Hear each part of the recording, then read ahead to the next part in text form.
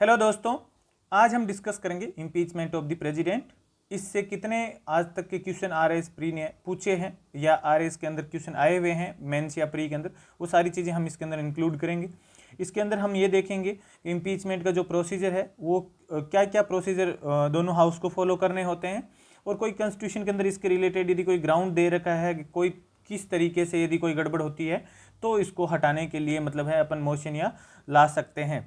तो वो सारी चीज़ें हम इसमें डिस्कस करेंगे। साथ में ये भी देखेंगे कि आज तक कितने प्रेसिडेंट इस तरीके से हमने हटाए हैं, और ये जो इम्पीचमेंट का जो प्रोसीजर है वो किस टाइप का प्रोसीजर है। तो हम आगे प्रोसीड करने से पहले ये देख लेते हैं इससे कितने क्वेश्चन आज तक पूछे गए हैं। तो let's see some questions. Bharat के राष्ट्रपति के महाभियोग की प्रक्रिया है। The procedure of impeachment of the president of India is, ये आपको कमेंट सेक्शन में बताना है कि ये जुडिशियल प्रोसीजर है, क्वासी जुडिशियल प्रोसीजर है, क्वासाई लेजिस्लेटिव प्रोसीजर है या एग्जीक्यूटिव प्रोसीजर है। तो ये किस टाइप का प्रोसीजर है ये आपको कमेंट सेक्शन में बताना है कि भाई प्रेसिडेंट को हटाने की जॉब पूरा इम्पीचमेंट का प्रोसीजर है वो किस टाइप का पैटर्न को फॉलो करता है। तो ये अभी तक एक क्वेश्चन इससे इम्पीचमेंट से पूछा हुआ है लास्ट के 3-4 प्री के अंदर अपन देखें तो। और बाकी हम स्टार्ट करते हैं इसका इम्पीचमेंट का पूरा प्रोसीजर को। इनकेस फिर से यदि कोई क्वेश्चन आता है तो आपके कभी गलत ना हो। तो इसके अंदर हम 2-4 चीज़ें देखेंगे, जैसे इसका टेन्योर जो है वो तो बहुत सिंपल हो जाता है, एकदम ऐसे नहीं पूछा जाता है पेपर के अंदर। तो हम सबसे पहले देखें तो इसका इम्पीचमेंट का जो प्रोसीजर है वो होता क्या है। लेट्स सी, इम्पीचमेंट का जो है impeachment of president, impeachment of the president. अब इम्पीचमेंट देखने से पहले 2-3 चीज़ें जो है मैं चाहता हूँ कि आप कमेंट सेक्शन के अंदर बताएं इसके अंदर क्या क्या मतलब हमने कहाँ कहाँ से इंस्पायर हुए हैं। एक तो हमारे को ये जो प्रेसिडेंट का ऑफिस है उसको इंक्लूड करने की जो प्रेरणा है वो कौन सी कंट्री से मिली है, ये आप मुझे कमेंट सेक्शन में बताओगे, नंबर 1।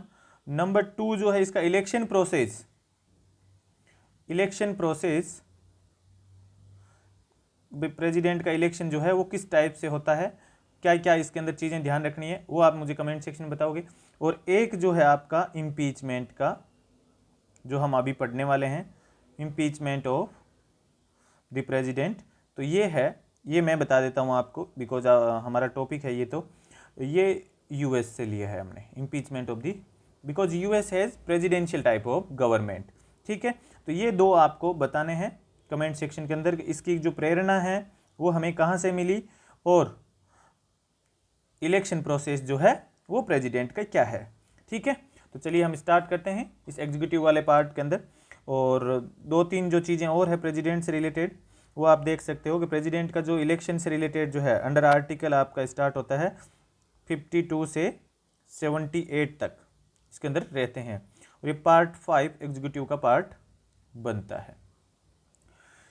आर्टिकल कौन कौन से कवर होते हैं वो आपको ध्यान में रखना है, और कहाँ तक है, कौन से पार्ट के अंदर है ये भी आपको पता होना चाहिए। इसके इलेक्शन का जो प्रोसीजर है वो आपका आइडिया होना चाहिए कि कैसे कैसे होता है।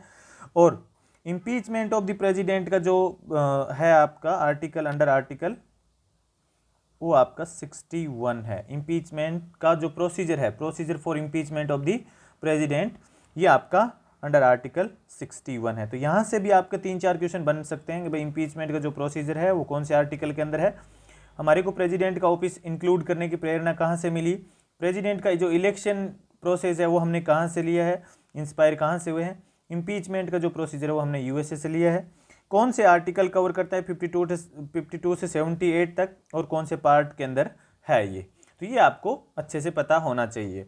चलिए हम इस सबसे पहले इसको स्टार्ट करते हैं। सबसे पहले जो है इसका ग्राउंड, किस ग्राउंड पे हम सोच सकते हैं, हटाना तो दूर की बात है, हम कौन से ग्राउंड पे सोच सकते हैं।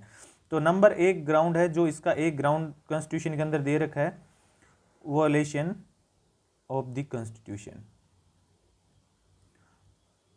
यदि कॉन्स्टिट्यूशन का कोई जो सिटिंग प्रेसिडेंट है वॉयलेशन करता है तो ये हो सकता है, लेकिन मज़े की बात ये है सिर्फ इतना ही लिखा हुआ है कॉन्स्टिट्यूशन के अंदर।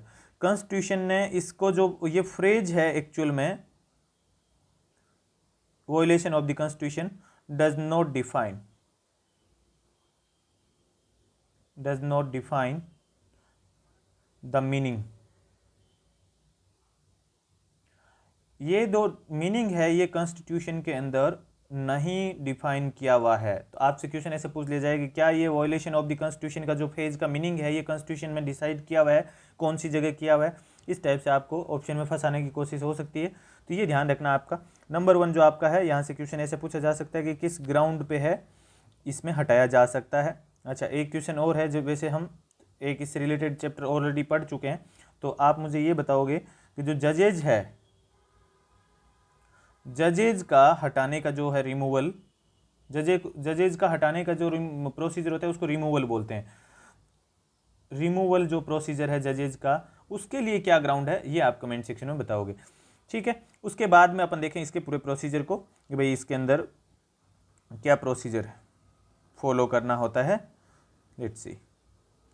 सबसे पहले यदि हम देखें तो इम्पीचमेंट के जो चार्जेज जो है, इधर हाउस दी पार्लियामेंट, चाहे लोकसभा से स्टार्ट करो चाहे राज्यसभा से स्टार्ट करो, कोई से भी हाउस से आप स्टार्ट कर सकते हो, नंबर 1।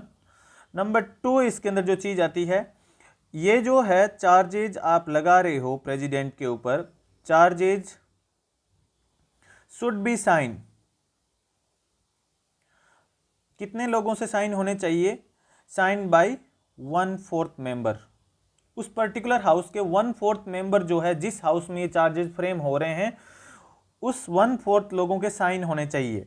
नंबर 3 है 14 डेज का एडवांस में नोटिस, 14 डेज एडवांस के अंदर नोटिस, 14 डेज नोटिस कि हम हमारे तरफ से कुछ आपके ऊपर चार्जेस लगा रहे हैं, तो आपको हम पहले से बता रहे हैं कि ऐसा कुछ होने वाला है, तो ये 14 डेज का आपका जो है नोटिस जो पहले से आपको देना पड़ेगा। तो एक तो हो गया 1/4 ऑफ द मेंबर्स, जो जिस हाउस में चार्जेस फाइनल हो रहे हैं वो, और दूसरा 14 डेज का नोटिस जो है प्रेसिडेंट को देना पड़ता है।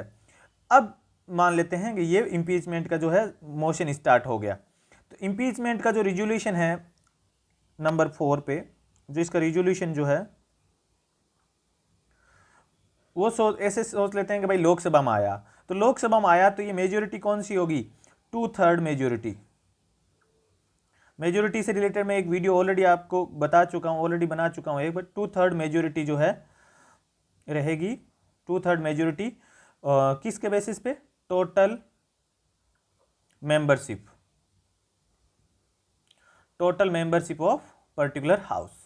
ठीक है, तो अभी तक यहाँ पे क्या हुआ, एक तो हुआ चार्जेज जो है 1/4 मेंबर साइन करेंगे, दूसरा 14 डेज का नोटिस होगा, और तीसरा 2/3 मेजोरिटी से टोटल मेंबरशिप के साइन होने चाहिए। ये यदि हो गया ऐसा, इसके बाद में इसको दूसरे हाउस के अंदर भेजा जाता है, send to the another house, another house, दूसरे हाउस के अंदर आ गया। अभी ये क्वेश्चन है, इसका कमेंट सेक्शन में आंसर दीजिए आप। दूसरे हाउस के अंदर ये पहुंच गया। अब दूसरे हाउस के अंदर पहुंचने के बाद में इसके अंदर क्या होगा, जैसे ही आपके दूसरे हाउस में आए तो प्रेसिडेंट को कुछ राइट्स होते हैं, तो एक 3 मेंबर की जो है राइट्स को यूज करने के लिए एक कमेटी बनेगी, 3 मेंबर की एक कमेटी बनेगी, और 3 मेंबर की जो कमेटी है उसके अंदर जो जुडिशियल नेचर की होती है, जजेज वगैरह होते हैं उसके अंदर, वो उसको इन्वेस्टिगेट करेगी। इन्वेस्टिगेशन करने के बाद में यदि वो कमेटी बोल देती है कि भाई हाँ ऐसा कुछ है, जो इसके ऊपर जो भी प्रेसिडेंट के ऊपर लगे हुए चार्जेज है वो सही है या गलत है, कमेटी ने रिपोर्ट दे दी, ये सेकंड हाउस जनरली फॉर्म करती है। और सेकंड हाउस के अंदर भी ऐसा ही प्रोसीजर होता है, 2/3 मेजोरिटी वाला, सेपरेटली दोनों हाउस के अंदर ये होता है 2/3 मेजोरिटी का। ठीक है, तो सेकंड हाउस यदि इस कमेटी के बेसिस पे, रिपोर्ट के बेसिस पे बोल देती है कि हाँ जैसे प्रेसिडेंट के पास में राइट टू अपीयर है और उस इन्वेस्टिगेशन को रिप्रेजेंट किया जा सकता है उस कमेटी के बेसिस पे।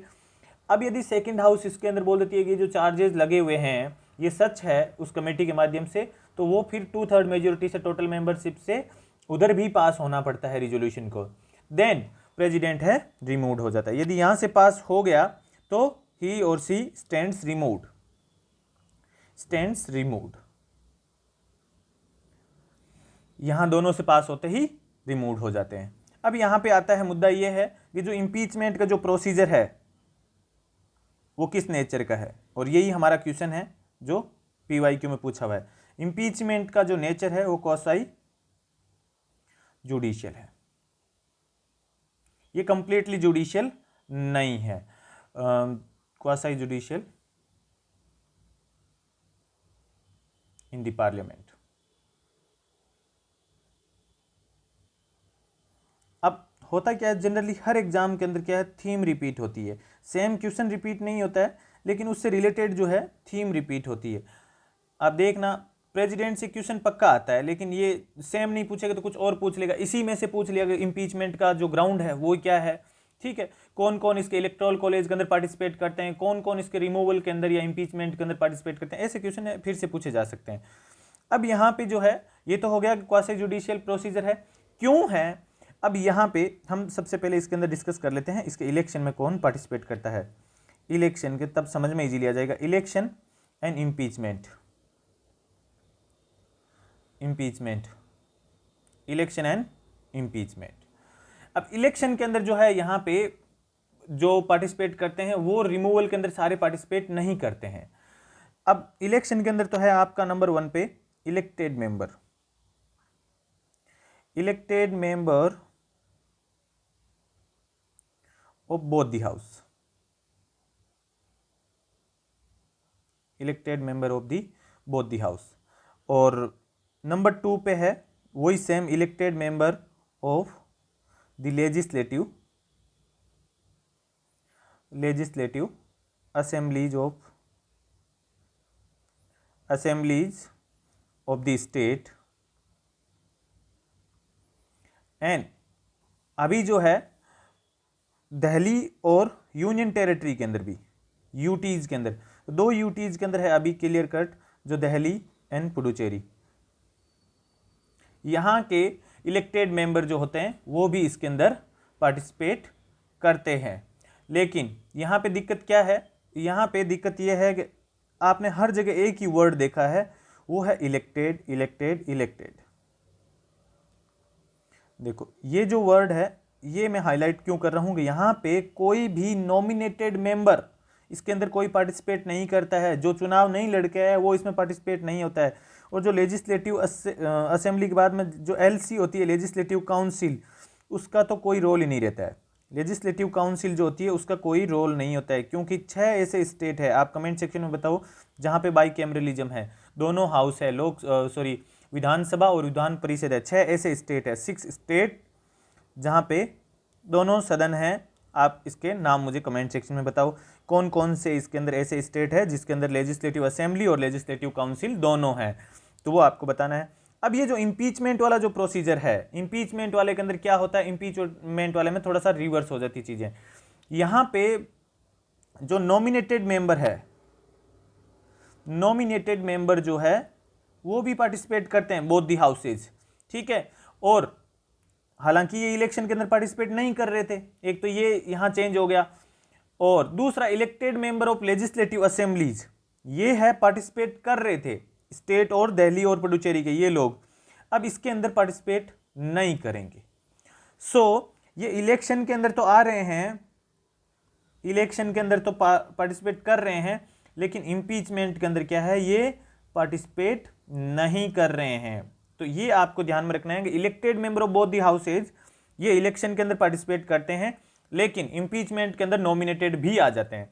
अब यहाँ नॉमिनेटेड का मतलब क्या हो गया, नॉमिनेटेड यानी कि यहाँ पे जो 12 लोग राज्यसभा के अंदर नॉमिनेटेड होते हैं फ्रॉम डिफरेंट फील्ड, वो भी पार्टिसिपेट करेंगे। बोथ दी हाउसेज जो जिसके अंदर नॉमिनेटेड भी रहेंगे और इलेक्टेड भी रहेंगे। और पहले क्या हुआ करते थे, 2 एंग्लो इंडियन भी होते थे, वो आज की टाइम में, अभी आगे की जो लोकसभा होगी उसमें नहीं होगी। लोकसभा के अंदर अब 543 मेंबर ही रह गए जो है, जिसमें एंग्लो इंडियन का प्रावधान हट गया है। तो ओवरऑल जो है, अच्छा स्टेट असेंबली के अंदर भी कुछ सीटें नॉमिनेटेड होती है, वो नॉमिनेटेड मेंबर भी इलेक्शन में पार्टिसिपेट नहीं करेंगे। और जो रिमूवल या इम्पीचमेंट का प्रोसीजर है उसके अंदर तो उनका कोई से है ही नहीं, क्योंकि both the houses of the Lok Sabha जो और राज्यसभा है, बोथ दी हाउसेज लोकसभा और राज्यसभा इसके नॉमिनेटेड और इलेक्टेड मेंबर दोनों मिलकर इम्पीचमेंट में पार्टिसिपेट करते हैं। तो ये जो मेन रीजन है, इसकी वजह से ये क्वासी जुडिशियल है। और आज तक है, आप सोच रहे होंगे बहुत सारे प्रेसिडेंट ऐसे हटे होंगे, लेकिन ना, अभी तक कोई प्रेसिडेंट हटा नहीं है, कोई प्रेसिडेंट को हमारे को हटाने की नौबत नहीं आई है। ठीक है, तो ये था आपका प्रेसिडेंट का इलेक्शन से रिलेटेड और रिमूवल से रिलेटेड। और आगे हम ऐसी कोई और थीम है डिस्कस करने वाले हैं। तब तक यदि आपने सारथी सिविल सर्विस एकेडमी को सब्सक्राइब नहीं किया है तो आप इस चैनल के माध्यम से बहुत सारे वीडियोज़ है जो आपके एग्जाम पॉइंट ऑफ व्यू से बहुत ज़्यादा इंपॉर्टेंट होने वाले हैं, वो कवर कर सकते हैं। तो आप ज़्यादा से ज़्यादा इस वीडियो को शेयर कीजिए और सारथी सिविल सर्विस एकेडमी को सब्सक्राइब करना ना भूलें। Thank you for watching.